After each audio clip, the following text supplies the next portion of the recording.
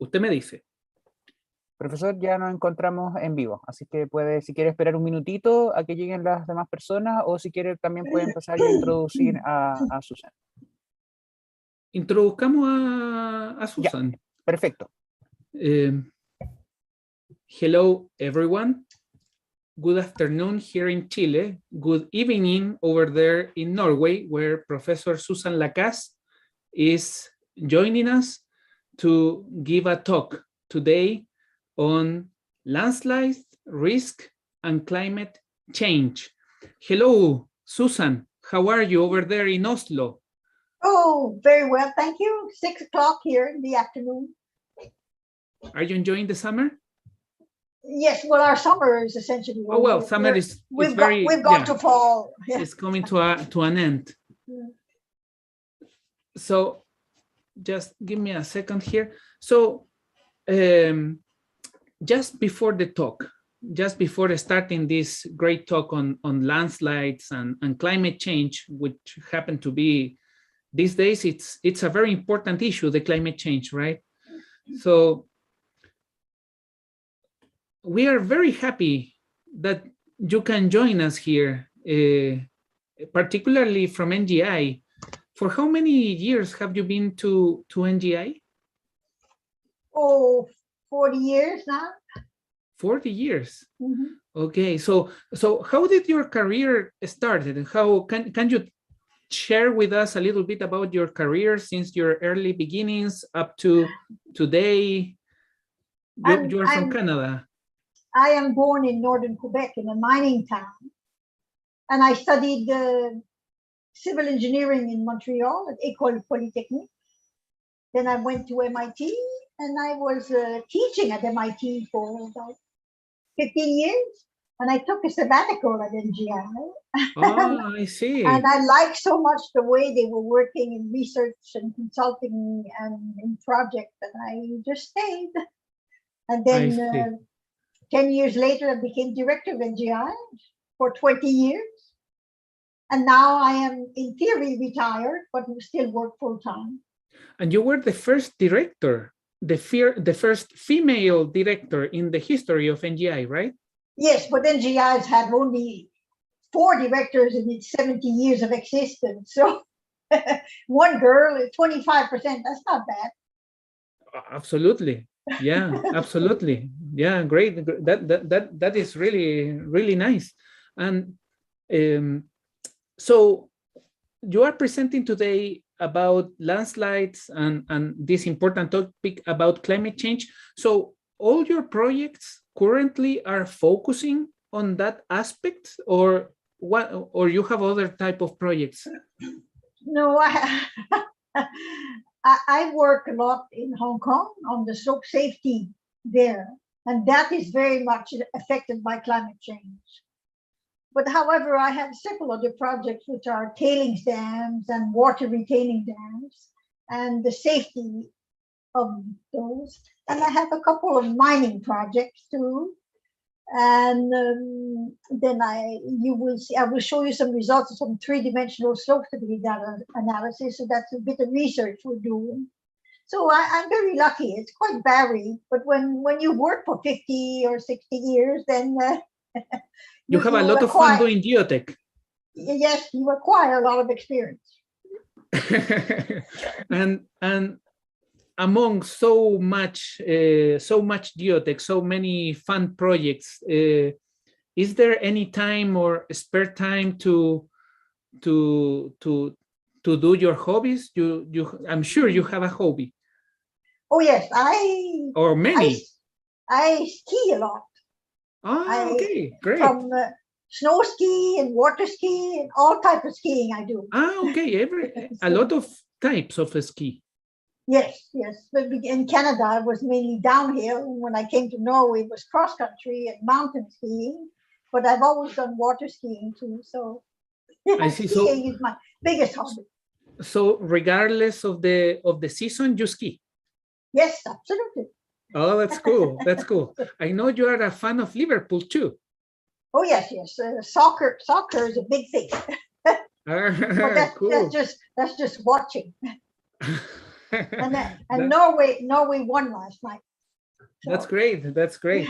So, well, that's all. That's all I wanted to ask you for the moment. That's these kind of talks are the way we introduce and welcome to our speakers, but also to all the public and the people that are live watching this this great event, Geo event, that we host here at University of Chile. We are very thankful for the opportunity to have you here sharing your knowledge with us. And of course, welcome everyone to this new Geo seminar that we have here at University of Chile. I will leave the stage and I will leave you, Professor, here presenting this great talk that it's also very important, not only for Norway, Chile, and all the countries with mountains, right? It's also very important for the entire society. So thank you very much again for being here with us. And I will turn off my microphone and my camera. Thank you, Susan. Thank you very much. Well, thank you very much, Felipe, and thank you for this invitation to be able to speak to you. Now, after 1.5 years of pandemic, I'm getting used to give lectures on online now, so it works out pretty well.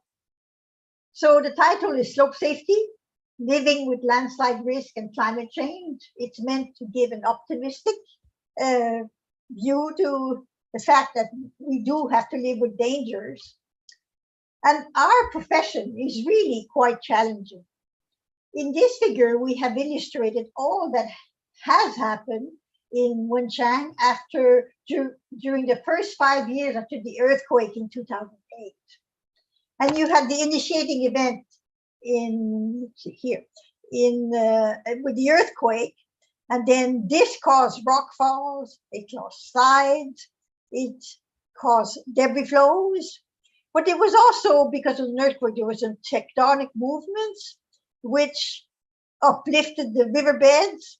And at the same time, because this was happening, some of the debris got saturated, creating new slides, and then the slide creates new material. And there are an enormous numbers of what we call landslide dams. They're dams made of landslide material, which retain very large sources of water.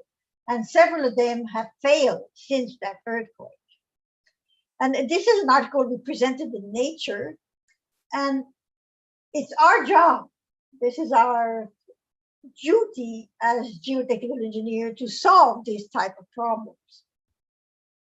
So in this presentation, I will first go a bit about climate impact and the emerging challenges and new paradigms that we have to live with, mentioning naturally risk assessment and management. And then have some example of landslide assessment, looking first at stability, and then looking at mobility. And then end the presentation with an example of how the risk can change with time. It's really a dynamic phenomenon.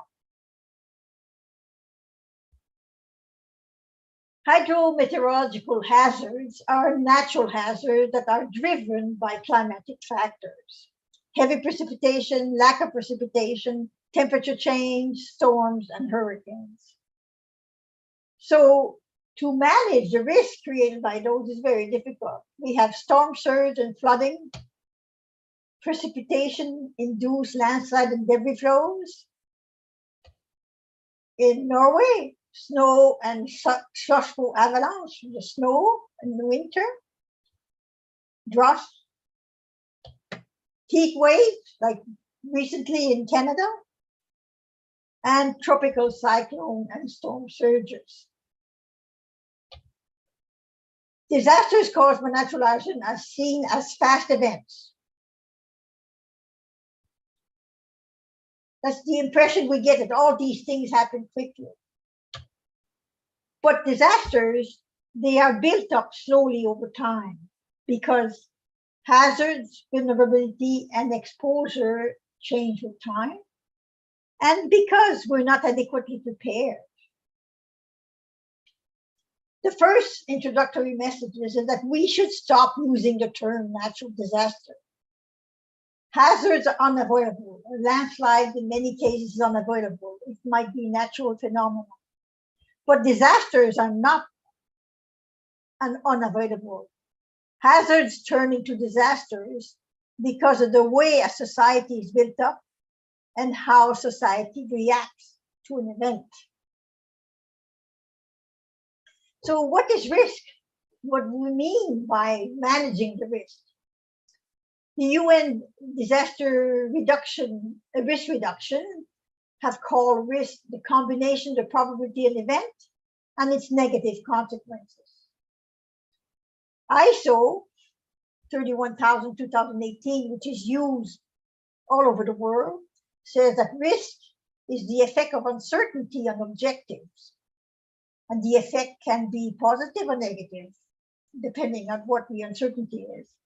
But this, although this formulation sounds bizarre, the effect of the uncertainty on what you want to achieve, this is what creates that there's a possibility of a failure, that maybe the settlement be too big or settlement may be too small, and such that you don't achieve your objectives. So risk management for natural hazard is the application of risk reduction policies and strategies to prevent new disaster risk, reduce existing risk, and manage residual risk, contributing to strengthening the resilience in society and reducing the losses, human losses or material losses. From an engineer's point of view, I assume that most of the people are engineers. Risk is defined as a function of the hazard in blue and consequences in red. And the hazard is the temporal likelihood of the occurrence of a threat. It is probability in a time period. It's like an event occurring 10 times in the space of 100 years, for example. The consequences, they are a function of the vulnerability of the elements at risk, the exposure of the elements at risk, and the worth, the value, the utility of the elements at risk. And to reduce risk, we should reduce the hazard, and or reduce the consequence. That means reducing the vulnerability or the exposure or the number of elements at risk.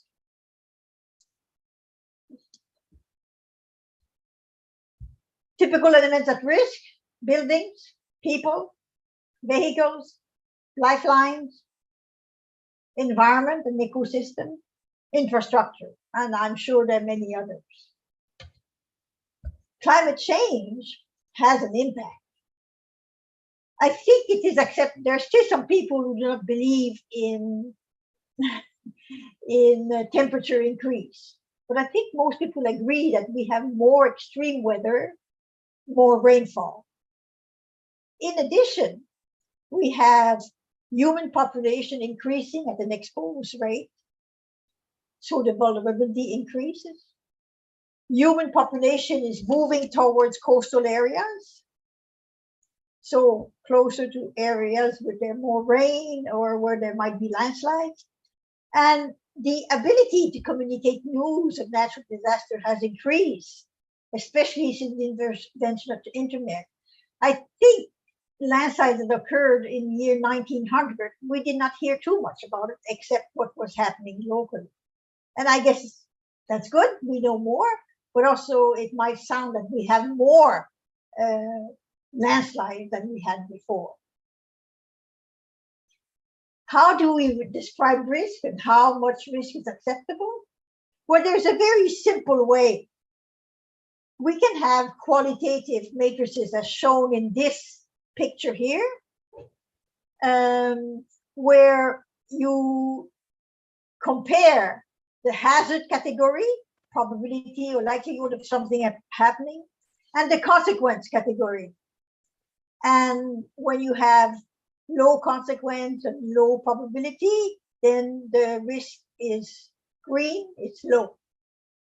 If you have very high consequences, you're in category 5, and the probability of it occur of the event, a breach or a failure is high, then you are in this zone, so it's red, so the risk is described as high.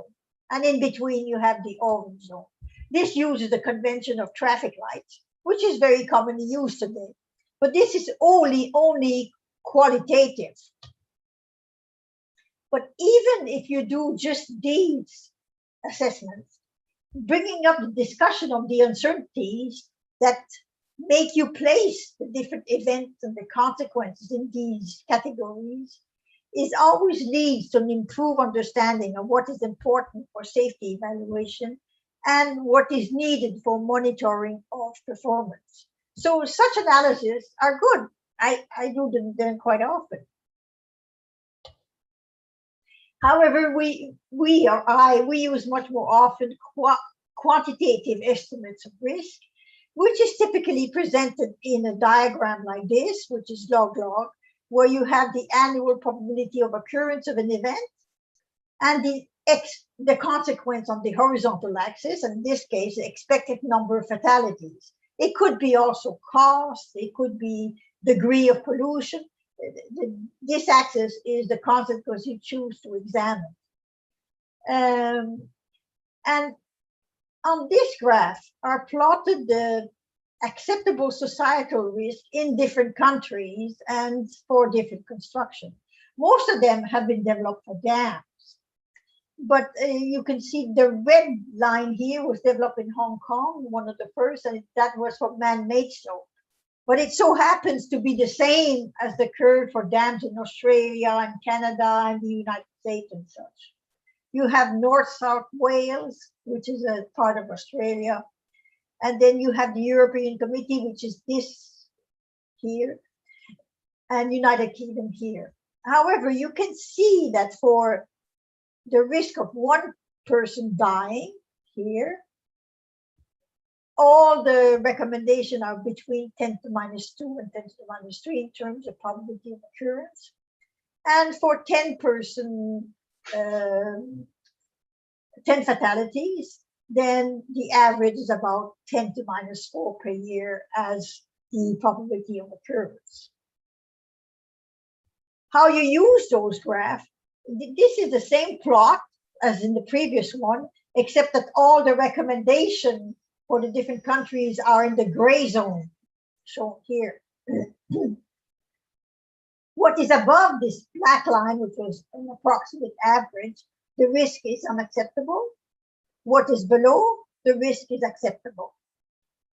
Let's say that you've done a calculation. You find that the probability of occurrence is about 2 10 to minus 5, and the number of fatalities would be 110. So you fall on this red point. So what you have to do then is to either reduce the consequences, either by reducing the number of people exposed, moving them away, or like for snow avalanche, we build some embankment that stop the snow avalanche. Or you can reduce the probability of the event occurring, and then both the brown point and the green point then fall into the acceptable risk range, which is very good. Naturally, when we talk about extreme events due to climate change, then we fall in a zone which is shown here, which is a very low probability and high consequence event. And this is very, very difficult to assess and manage the risk of such events. And so we use other approaches, which I will mention towards the end of the lecture. Now I will look at some of the landslides we've had in Norway. And this is the Verdal landslide, which was 55 million cubic meters, a very big one. And landslides were so frequent in Norway that artists were painted them. This is a very famous painting in Norway, which we have at NGI. And it caused the death of 116 persons. It's a long time ago, 1893. But it's not unusual to see a painting describing a landslide. And one reason for that is we have a very strange softening clay, not unlike tailings material, as a matter of fact, and they have a tendency to slide. Those quick clay landslides, they can be triggered by river erosion, rainfall, earthquakes, or they can also be triggered by human action. Loading, like for example, dumping a fill here on top of the slide, or doing an excavation in this part, or other construction impacts. We'll see some of them a bit later. In Norway, we did an overview of the frequency of landslides in Norway. And so on the vertical axis, you have the number of large landslides per year and different periods of 10 years. We are in 2021, we're to start here. And if we look at 1970 or so, I don't know if there's a movie that nearly everybody has seen, which is called the Visa Landslide. It occurred in Norway in 1978. And when that occurred, that caused a national program for mapping the risk associated with large, quickly landslides. And this mapping program was very good. And as you see, people became aware, and because of the map, then some construction was not allowed.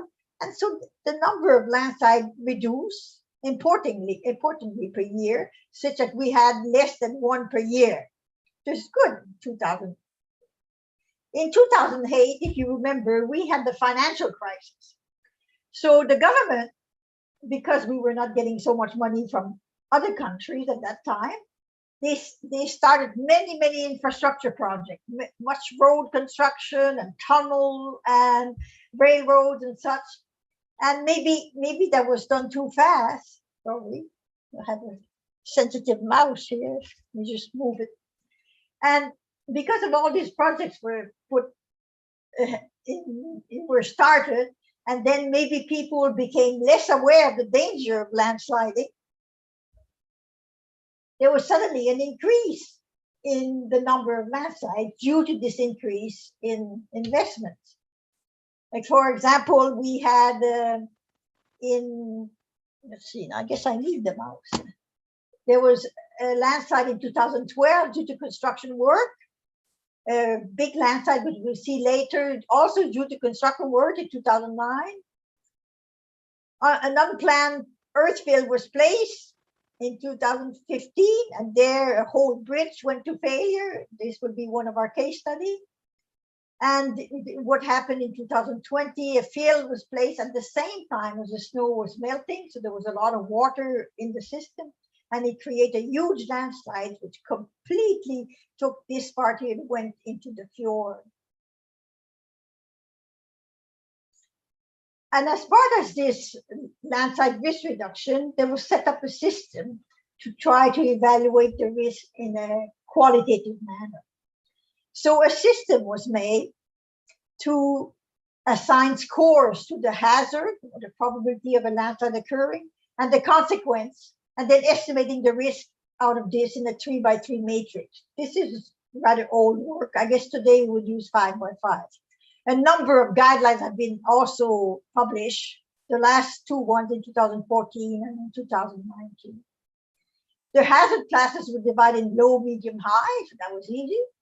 Consequent classes in low, medium, high. And then the significance of the hazard and consequence were also quantified. So the hazard indicators were the topography, whether earlier sliding had occurred, height of slope, inclination of slope, the geotechnical properties like the over-consolidation ratio, the pore pressure, whether it was artesian or not, the thickness of the clay layer and the sensitivity, as well as there's one more, how is the thickness of the material above the clay layer or desiccated crust, and then the condition whether the erosion was possible and whether there was some human activity either in the area or expecting them to happen. Indicators for consequences: the number of people in the area, the number of houses, the type of building, the infrastructure, roads, railways, power lines, as well as private property, some buildings, and the effect that floods will have on those buildings or farming and such. And it was a very simple model. You had a risk indicator, which is the product of the hazard times the consequence, which is the hazard was the score you would obtain. If you had previous sliding, you would have a high score, and a weight that was assigned by NGI, and the same for the consequences. And with these simple tools, already in 1980, after the Visa Landslide, we could do maps of hazard. This is a map in Norwegian, but the pink, the lowest color, is a low hazard, and the red is the reddish, the most red is high, and I guess this is medium. This is one location. And then in the same map, you could also, once you look at the consequences, what were the risk level? And those were divided in 5, with the highest risk, number 5, being the darkest color. So the people in this area were warned that there was a high risk, and either some mitigation measures were made, or the people were moved. Whereas in areas that were low pink and pinkish, like this one is number 2, then no measures were necessary. Now, with this aspect, I thought I would go through some concepts of landslide assessment and examples, looking first at stability. And I guess the first thing that's very important is when you do a limiting equilibrium analysis, you assume a perfectly plastic material. You say the material will deform elastically and then fail. And if you do a Plaxis analysis, finite element, 2-dimensional, not complex, and this material as a perfectly plastic material, you get this failure zone. And these contours show the shear deformation. So you have fairly large deformation here, the red part. When this material here is modeled as a strain softening, because we have put a strain softening material in Plaxis, or strain weakening is more correct, look at the difference. The slip surface is completely different, goes much further. This was a fairly thick deposit, so it goes deeper, but also the area with the very large shear deformation is much, much larger. And this is quite deep red here, so it's very hard deformation. So a limit equilibrium model, if you have a strain softening material, such as we have in Norway, or such as you have with tailings dam, is not sufficient to give you a good estimate. There will be more about this later. And also we have to realize that when we calculate a safety factor in the conventional way, the safety factor does not tell you everything. You can have a safety factor of only 1.4, but very small uncertainties. And if you calculate the probability of failure for this case, it's 10 to the minus 4. This is a real case that I have had in my consulting. And you can have a factor of safety of 1.8, higher than this one, but with large uncertainty. So the distribution of the safety factor is much more, we call that diffuse when it's large and wide. And so you calculate the probability of failure, and it's 10 to the minus 3 per year. And why is that? It's because here you have a safety factor of 1, and the surface of the curve under this distribution is the one that represents the probability of failure. And you can see that the surface of this diffuse distribution is much bigger than the one with the sharper point and a much lower safety factor. And that's the problem, that the conventional factor of safety does not take into account the fact that you have uncertainty. I'm going to go to case study of what we call the Shegesta Bridge. There was a landslide there in 2015, and this is taken just a few hours after the landslide had occurred. You can see a mechanical shovel here. It was here and it was pushed down there. And he's the person here who called the authorities to make them stop traffic here. But this landslide, which was not very big here, it was much bigger here, it destroyed the foundation for the pillar here, which had to be placed. This whole section of the highway was the main highway to the south of Norway. It interrupted traffic for about 15 months, so it was a major, and it cost, I don't remember, 40 million to replace it, and this had to be paid by our taxes. And unfortunately, it was caused by a farmer who does not have any money, who wanted to change his potato field into a golf course. And that's why he had his friend here to level the area. And he had a field was placed just before, the day before this happened. Naturally, when something like that happened, and there's so much money involved, and then the person who caused it cannot pay for it, there was an investigation commission.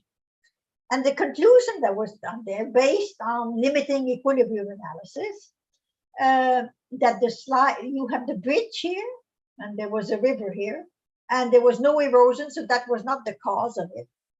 That the slide started here, which was called 1 here, extended over here under the pillar, and then it progressed to the area 2 and progressed to the area 3, which sends here. So this part here is quite, it was probably just superficial. There's a cross section here called UU. We will talk about that one, and that was taken as being the most representative. It's not. This was done in 2015, but it's not documented why this was the most representative cross analysis. But a number of analyses were done by many different people, and one look at different failure surface. The field that was placed was never measured, so we have quite a bit of uncertainty about it. The original surface is shown here, and then the surface after failure is shown here.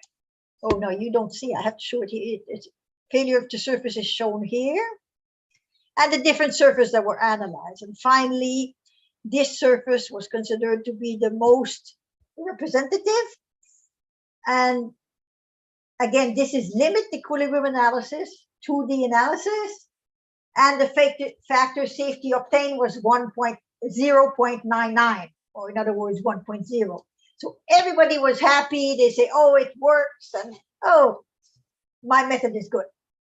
Well, I'll tell you right away, that is wrong. So why look in 3D finite limit analysis? The conventional analysis with 2D limit equilibrium assumes a perfect plastic soil. Compared to this classical method, the 3D finite limit analysis finds the most critical failure surface and the failure mode without the assumption of shape, location, kinematics, mobilization, or such.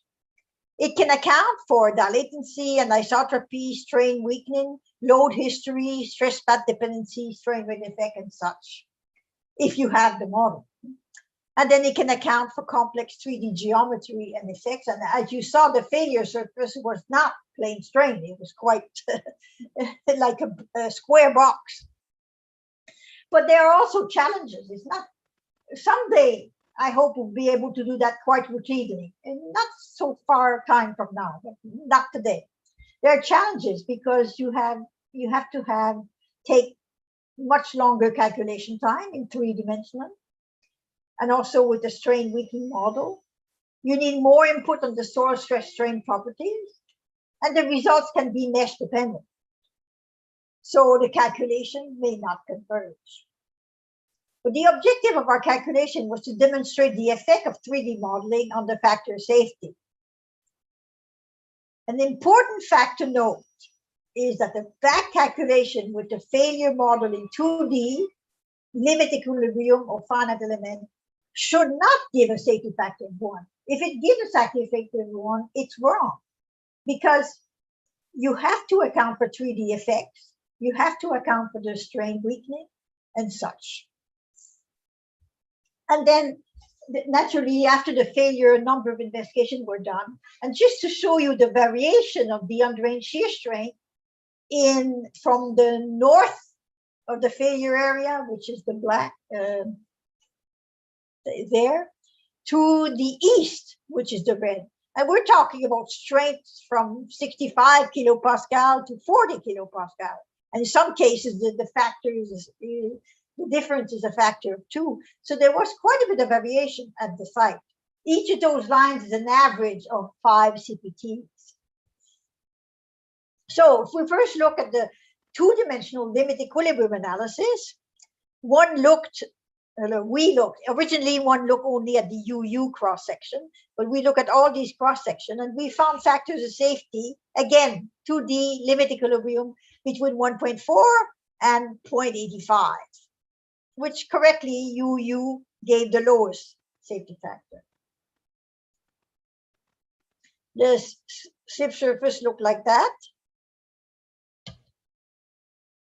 But we do not think that UU is necessarily the most representative surface of the landslide. Now, these analyses are the same one as the one that gave 0.99 under the investigation, but we use the variation of the shear strength over the entire site. For the two-dimensional finite element analysis, then you see the shape of the curve here, which is quite similar, and the factor of safety for the UU gave 0.87 compared to 0.85. Good, reassuring. But again, this is a 2D finite element analysis with an elastoplastic model. But here we made the comparison of the different types of analysis. The 2D limit equilibrium 0.85 for UU, remember that? And then if we do a full 3D analysis of the same surface with no strain weakening, the safety factor went up to 1.22, an increase of 40%. Now, when we did the two-dimensional finite element analysis, we had a safety 0.87. And then what we did is we did a 3D analysis with that same cross-section, but over the entire three-dimensional volume. And that gave a safety factor of 0.98, nearly 1. Good. So that gave an increase due to three-dimensional effect of 11%. Okay, we have a method at NGI that we have developed some charts to go from 2D to 3D. So when we did an average of all the 2D cross-section and applied the chart, we obtained a safety factor of 104 to account for the effect of 3D. Not too bad. But when you do a full 3D analysis, including strain weakening in the model, we obtain a safety factor between 0.9 and 1.0. Now, we're not quite finished with the analysis. We still have to include the effect of spatial variability. As you saw, the shear strength varied a lot over the site. And then we have developed since this analysis a new, better strain softening model, and that we're very curious to see if we can get the safety factor of 1. Another surprise we got is with the 3D finite element analysis, the location of the failure volume moved. Here you have the original failure surface, and this was the result of our three-dimensional analysis, the red one. So we do not know what is the right answer because that area has been completely reworked and the pylon has been rebuilt. So we cannot go and check anymore. But we believe that the refinement of three-dimensional analysis is probably more realistic. Now, if I look at the mobility of landslides, we have these landslides that move far, far away. And this is the Visa Landslide. Those of you who have seen the movie have heard about it. And it started at the farm down here. The farmer made an excavation of 200 cubic meter here. And it resulted in a landslide of 6 million cubic meter. 40 persons were caught in the landslide. 1 person died. There was first an initial landslide here that was due to the deposition of the 200 cubic meter by the farmer by the side of the river. And then after that occurred, there was a development, and within a few minutes, this entire section slid into the lake. This is the lake here. And the landslide deposits, we will look at them in more detail with the geophysics. This is the lake. This is the main slide that occurred. And here is the extent of the material that have slid.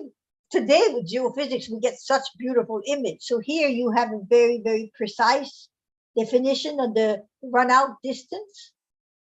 And even this is a view that's turned 180 degrees. We can even see the houses that were taken out by the landslide. They are sitting on the bottom of the lake. Fortunately, they built a road in that area, so we had the chance of doing many new laboratory tests and measure the shear strength in the same area. Water content 35%, plasticity index of 10%. Ratio of water and shear strength undisturbed, 0.24, that is quite normal. This was in simple shear, that means for horizontal sliding. But the remote strength was very low. So to calculate the mobility, or how far the landslide moved, we use a numerical model called Binklaw, something developed at NGI. It's a viscoplastic model with Herschel-Buckley rheology. And it does a depth average model. It averaged the strength over a depth that we choose. And it's built on what's called GeoClub program family, which is in use quite a bit in Europe. The rheology model, there are many you can use, but we chose the Herschel-Buckley, the one in red here, number 4, because we ran some tests of fluidity in the laboratory, and this is measuring the rotation speed as a function of the torque, so it's like a vane, and it had the shape of number 4.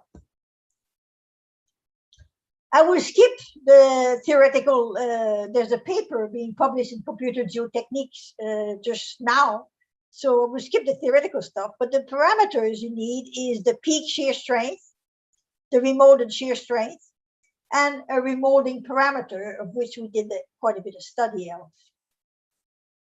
I'm going to show you one of the simulation. You have here the initial landslide, and this is Lake Putnam.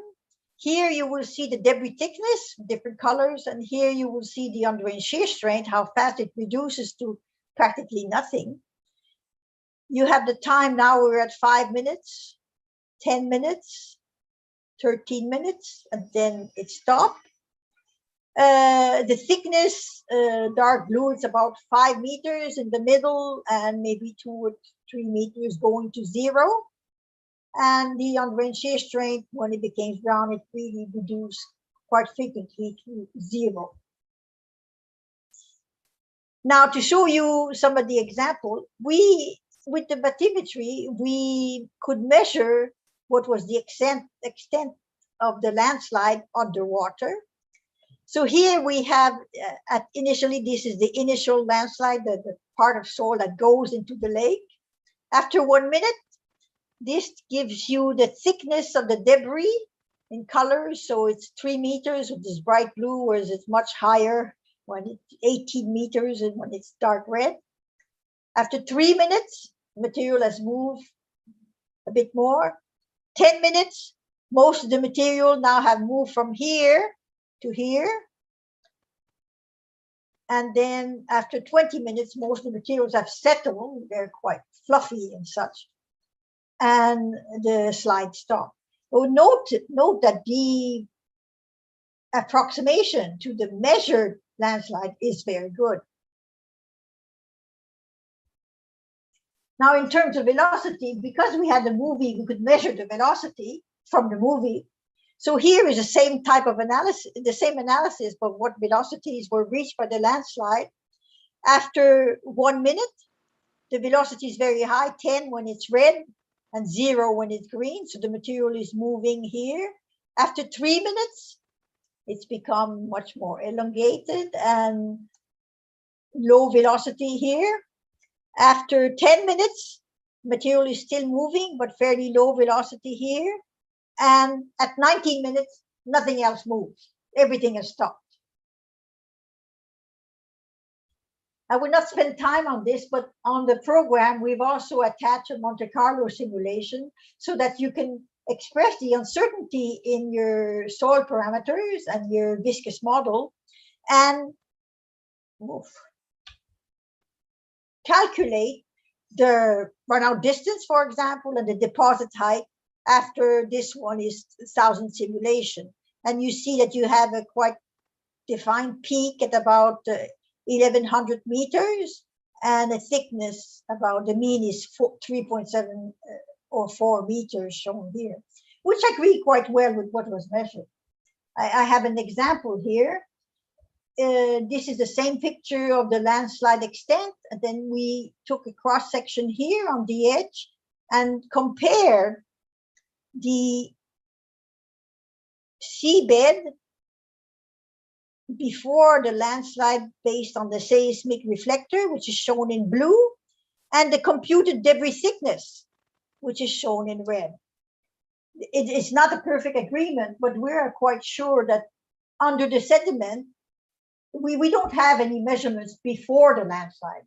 So under the sediments that deposited, there was sediments, and these reflectors were taken in 2012. So we're quite sure that the seabed, the original seabed, has settled a meter or two since 1978. Now, just in addition, we have the program Bushclaw. Sorry about those names, but and it's to predict the tsunami run-up on shore from a landslide. Many of the landslides that we have, they are on the border of a lake or a fjord. And what happened in Risa, there was a village called Laira here, and it got destroyed by the wave of, it was about 5 meters or so when it reached the village. And in 1978, our geologists went and measured marks of how high the wave had come on shore in different locations. And then we use these are the measurements, and we use Bushclaw to predict the elevation of the run-up along the lake. And the agreement is quite good. We have 1.5 meters, 2.2 meters here, 1.8, 1.8, 1.6, 1.3, 2.2. It's not perfect, but at least it gives you a chance to warn people that, yes, there will be coming a wave. In this area, it's maybe 5, 7 meters. In this area, it might be 3 meters or so. And people have time to escape or prepare. In that case, there was a man in his car. He was moved like 1 kilometer on a field in the car. I'm just going to show you another example of another landslide that occurred in 2009, I think. It was a smaller one. It was about 500,000 cubic meter, but over a very small area. And this one was caused by, they were building a road here in this area. And because of unsuccessful blasting, an enormous piece of rock came and fell exactly here. And there was quickly underneath, and it completely liquefied. And once it liquefied, this portion slid, then the second one, then the third one, and the fourth one, and the fifth one. And that resulted in all this material this is a fjord. And if you look carefully, these are houses that were moved from onshore to the water. and show you the simulation. Again, remember 1, 2, 3, 4, 5, and then simulation. Number 1 goes, then number 2, number 3 moves up here, and then number 4 starts extending. But we were not able to get the complete part of the number 4. We're still working with the model, but we find that a very interesting result. We will be able to duplicate the sequence of what had moved. These were based on eyewitnesses. There were lots of people there who experienced this. Perspective about this is that the database in Norway shows that the geotechnical engineers and policymakers in the last decade, 90% of the landslides are linked to human activity. So we have to become better at this. The strain softening, progressive failure result is a challenge. If you do not model it, then you cannot get a good estimate of what is the stability of these type of material. But we find that risk and probability tools have matured quite a bit. We've become much better with it. So they provide an insight on the deterministic analysis. And they will help us set focus on what's important.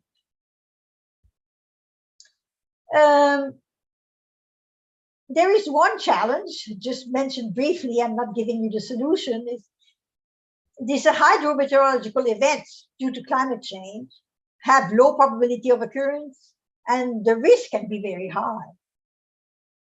These events can occur, but we don't know how to treat them. We do have a method, but it doesn't, it's not the conventional way of doing it. And this shows you, this is also landslide in the Stila-Quamish Valley. This is the same plot of risk, quantitative risk, and then probability or frequency of failure, the number of fatalities. And this is the limit of unacceptable risk. On the other side is acceptable risk for man-made slopes in Hong Kong, dams in Australia, in Canada, USA. This is what I normally use in most of my designs. Look at the new levees, the New Orleans levees. In 2005, the risk level was here. And then what they did in 2012, in 2005, they moved all the people. So they reduced the number of people who could be affected. And then the risk is at this level today. But it's still far higher than what is acceptable for most of our other construction. In the case of the Oso landslide, the risk that is calculating for different aspects is still above the blue line. And then there's a third case of the California delta levees. So sometimes maybe you have to live with a high level of risk if it's not possible to reduce it. And the way we do such analysis is something called stress testing. And this is a complicated diagram, so you can forget about it. But what you try to respond to is how can the system be made more robust under extreme events and the society be better prepared. And so this stress test, it focuses on identifying the weak points in the system and making the system more robust on these weaker points. And it has been used for the landslide safety system in Hong Kong with quite a bit of success. It found the bottlenecks in the case of an extreme event. And it has been used also for when we have a system of dams, 5 or 6 dams together, and how they interact with each other and what happens in the case of an extreme event, where, for example, you can have a fuse blow. And this stress testing is so interesting that they were imposed by the West Eastern Nuclear Regulatory Agency. This is in Europe, for all nuclear power plants in Europe in 2011, 2012, in the aftermath of the Tohoku earthquake and Fukushima Daiichi accident in Japan, if you remember. So there was a cascade, there was a tsunami that came, the walls were too low, and then you had a nuclear accident. Now I'm getting close to the end, so I have a few perspective slides. What is science helps us to predict hazards? And knowing the hazards and the risk helps us make decisions. Linkage exists between natural hazards. They can happen in succession. So the humans, through their reaction, they can turn a disastrous event into a catastrophe. The consequences of hazard can be reduced as long as you know about it. And one observation that social costs tend to persist over a person's lifetime, whereas the costs tangible are a one-off. If you lose a building, then you've lost that amount of money, but then you rebuild and maybe can create a business out of it. And tomorrow's disasters are exponentially building on the disasters of today. So we need to demonstrate that we can make risk-informed decisions. And this has been a requirement in the International Standard Organization already in 2015. This is the name of the code that has this requirement. In closing, I'm going to give you an example. That's something that happened recently in Norway. Risk is dynamic and changes continuously. And that's what most people do not think about. If you remember, we said that climate change and human activities change the hazard characteristics. Human population is increasing and urbanization is increasing at an exponential rate. Human population moving towards coastal areas, and vulnerability and exposure are therefore changing rapidly in many locations. The challenge is ignoring the dynamic nature of risk, which could lead to decisions that increase rather than decrease the long-term risk. So there's a pitfall, what we call the dike effect. You know, the Dutch boy who put his finger in the dam to block it. Hazard reducing mitigation measures may actually lead to increased long-term risk. I'm going to show you pictures of an event that happened on New Year's Eve in Norway. I don't know if you, in the news, they talked about the Gjerdrum landslide where 10 people died. It happened at 4 o'clock in the morning, the night coming to New Year's Eve. And people were all sleeping and unaware. This is the location before it was built. It was determined as an area with high landslide hazard, but negligible risk. Nobody was living downstream here. Nevertheless, it was decided to build houses, these ones in red. The slopes were stabilized. All the things were done according to code. But the result of this is that all of a sudden, because we reduced the hazard, the area became interesting and became developed.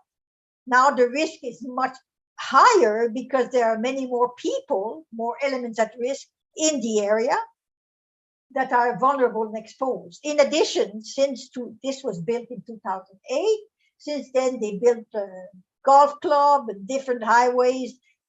Unfortunately, the drainage system and the culverts were not maintained, so there was quite a bit of erosion occurring. We're not allowed to discuss the causes yet until the commission is over, but it happened. But what happened on New Year's Eve is that entire section here failed, and it extends much further, with all these houses were destroyed and all of this failed, and then 10 people died. And that is because one did not take into account that the risk in 2008 was low because there were few consequences. Then it was built after it had been stabilized, but then one did not think of upgrading or modifying what was the risk today with all these number of people. And a number of infrastructure and different things were built in the area, which was great for the society there, but which also increased the risk. So as my concluding remark, we have to learn to live with the risk posed by natural hazards, landslides. But at the same time, there's a cultural shift in our profession. compared to what I was doing 15 years ago, instead of talking about hazards or failure, we talk about consequence. Instead of talking of the response of an area, we talk about preparedness and risk reduction. So instead of being reactive, we have to be proactive. Instead of being science-driven, we have to be multidisciplinary. And risk management has become much more important than response management. And instead of planning for people in society, we have to work by planning with people in society. Thank you very much for your attention.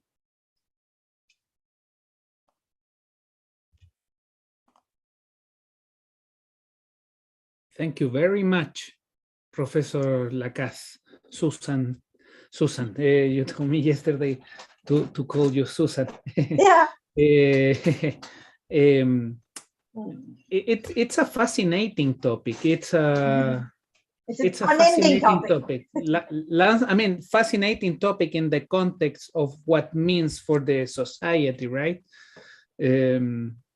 Landslides are always intriguing, are always, well, here in Chile, it happens a lot too with regarding to this issue of landslides.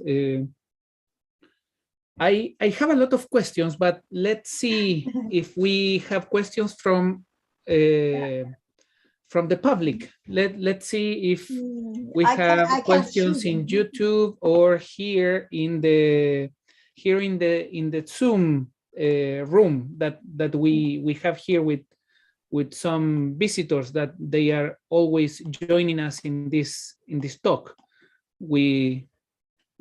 Dr. Corral is there, Eduardo Hurtado, Álvaro. We have some students too. Dr. Verdugo is there. No, Ramon. Say hi to Ramon. Yeah, Ramon. Yeah. I wonder if there is a question from the public regarding this, some of the details that Professor Lacasse presented.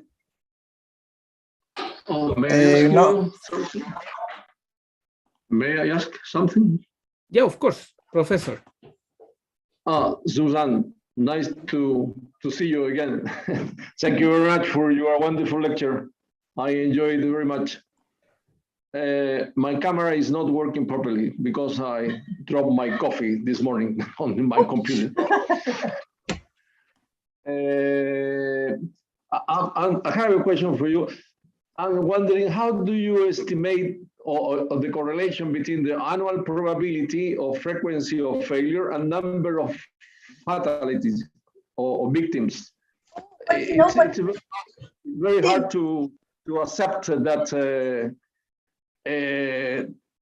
1,000 people, 100 people can die because of the risk that we have. Yeah, but there is a boundary. There is a sector where you permit certain level of number of fatalities. But those are two separate calculations. Calculating the probability of failure is done, for example, with event trees or with Bayesian networks and such, and you obtain a value. The number of fatalities or the cost, if you use that instead, is calculated by what's, for example, downstream of a landslide. How many people live there and how many houses and such.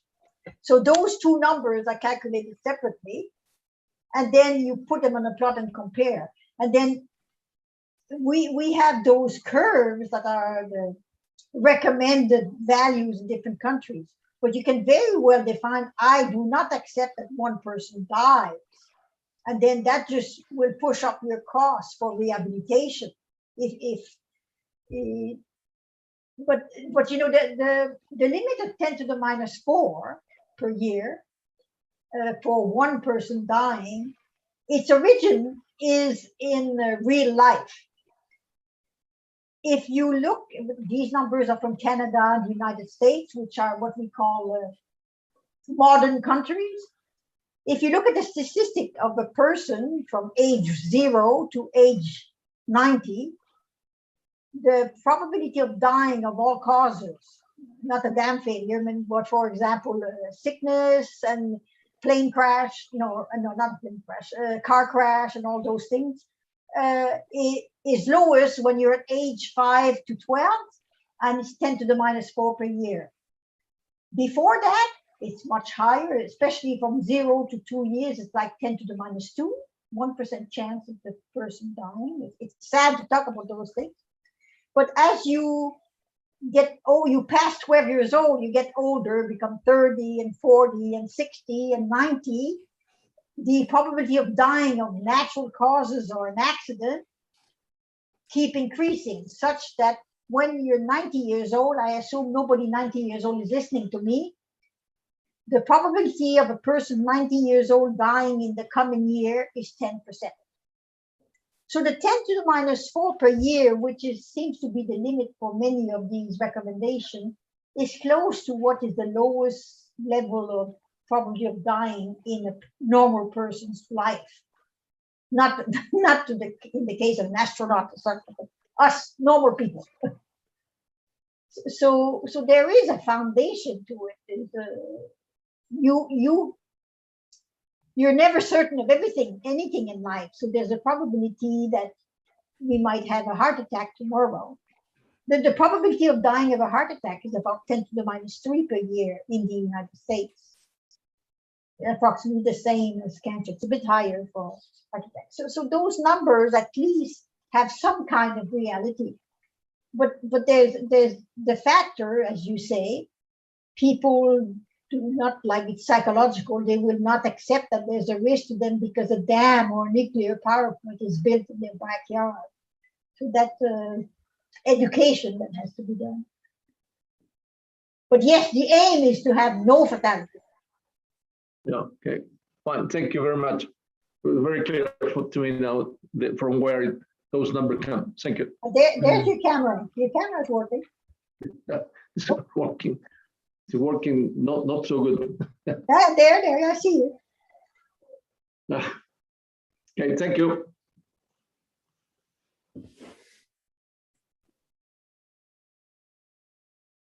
I wonder if there are more questions for Professor Lacasse?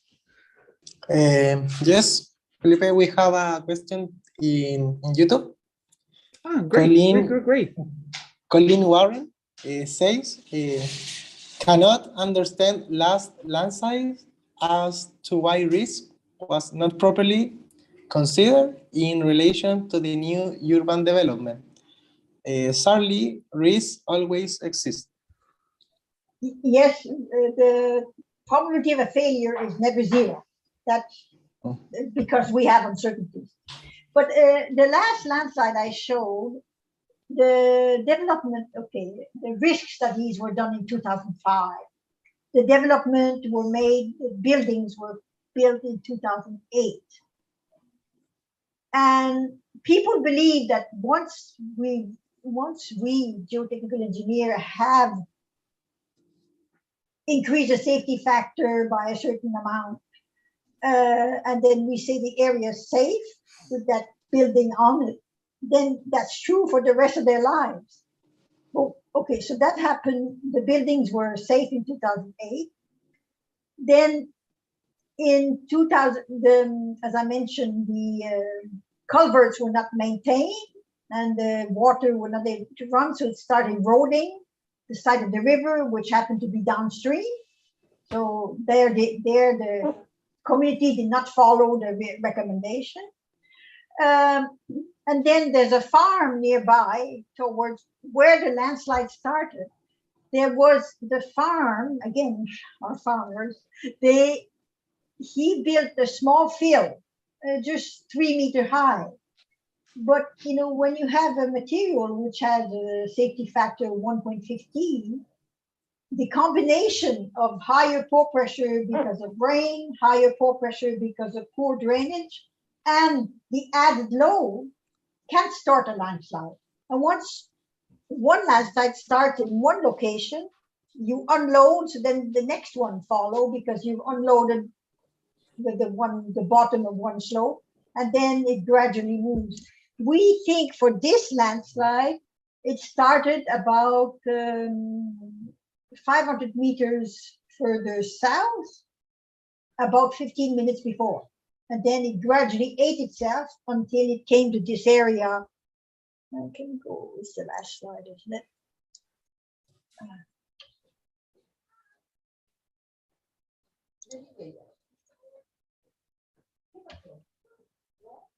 Okay, this was the last part to slide. It's somewhere down here, it started, and then this small unloading made this one slid, and then this one slid, and this tiny one went, and tiny one there, and then finally this went here, but those houses did not fall, but there were lots of houses here, and then this was the last one to go.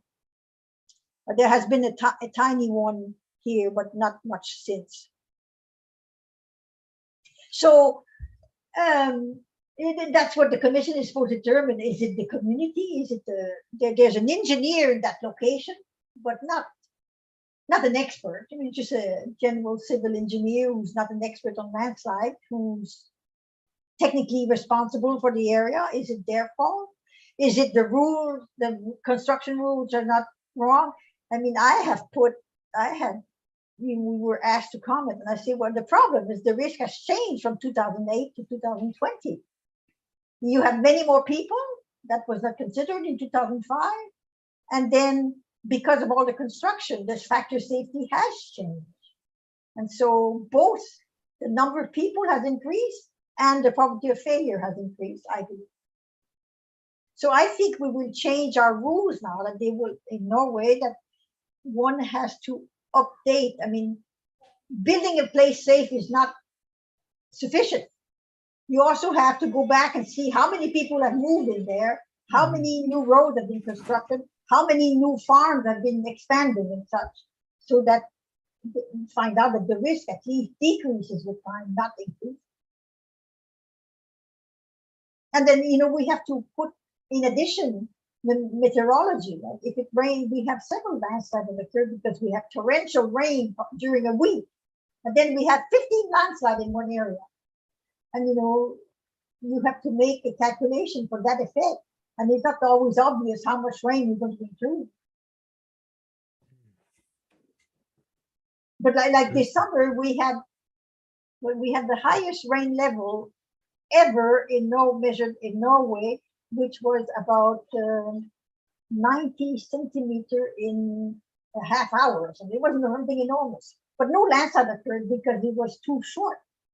You know, they did not have the pore pressure, did not have time to penetrate very deep in the soil. And then after that, it was sunny. So climate change is not easy. Interesting, very interesting. I wonder if there are some more questions for Susan.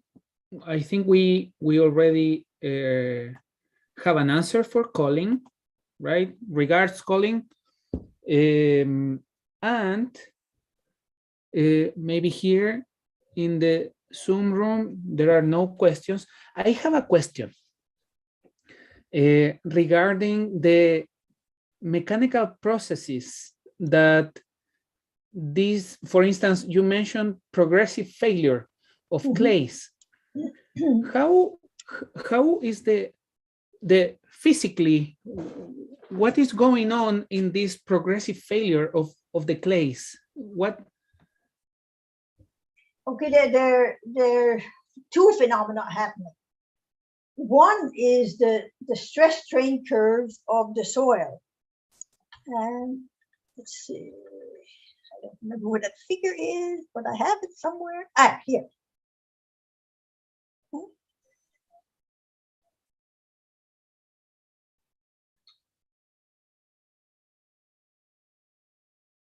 Too far. It's in there. Okay, when you have a material with the peak strength is here, and you know, stresses are different in the whole soil volume. So you might have some portions of soils that are at this level, and which with a little bit more stress will have a decrease in the strength and start yielding. but you have other points that are here. So this strain weakening makes it that some parts are at failure and some parts are not at failure. But once one part fails, then it loads, because it cannot take any more stresses. It loads the part next to it. That one fails. So that's one part. And the other part is just physical, is like the one in Gjerdrum.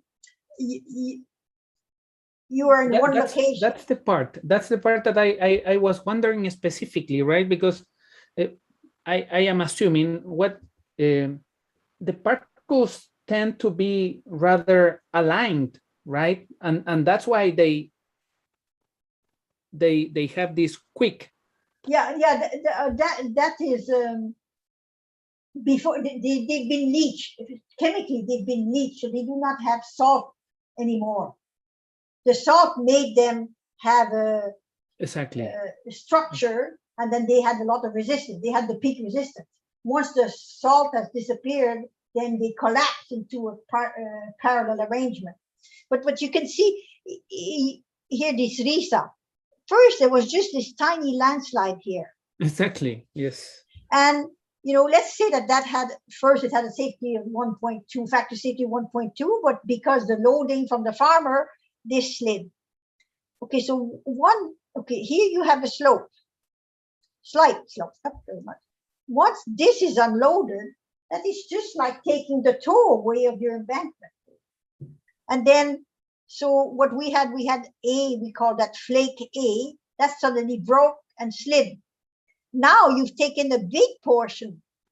So then this part broke in just a few minutes. And then the landslide, when it reached, you see there was a road here, and with road construction there you have a lot of fill, strong material, sand and gravel and such. It just followed the road and then slid, and then it followed the road also here. So all the clay material followed because it had lost its support. So it's amazing that the farmer made a very small excavation of 200 cubic meter, and then that makes 6 million cubic meter to flow. But we see that quite often happen. And it's because an expensive pool. Because the natural soil has a marginal safety factor to begin with. I mean, we can't go and reinforce the whole of Norway with the chalk, cement, and such. So, looks like that. So, and what is the strain level at which you see this significant drop in resistance from the peak to the residual strength? It varies from clay to clay, maybe, and it varies 2%? Whether you do triaxial compression or simple shear testing.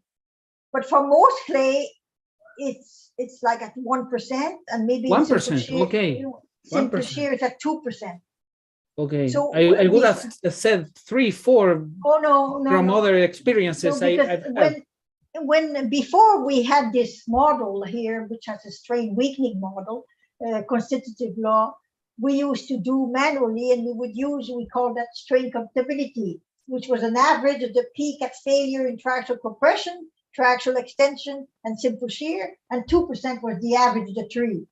And we know that simple shear is more ductile. It takes a long, in the horizontal sliding, it doesn't develop the peak as quickly. I see. So no, we don't need. But the problem is like in Katmarka, the slide that was in 4 or 5 stages. There, it was a sudden fall of an enormous rock. Oh right, yes, liquefied. Exactly, and it burst the lake, right?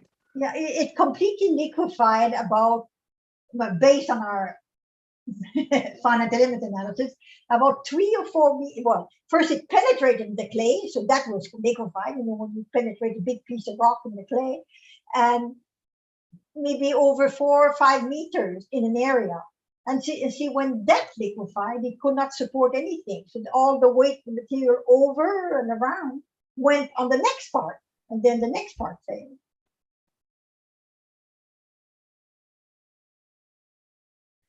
So, yeah. Very, very, very, very interesting.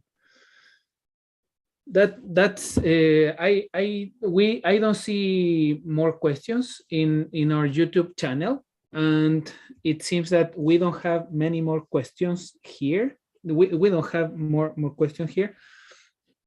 Thank you very much, Professor. It's I think it's 7:20 over there in Oslo.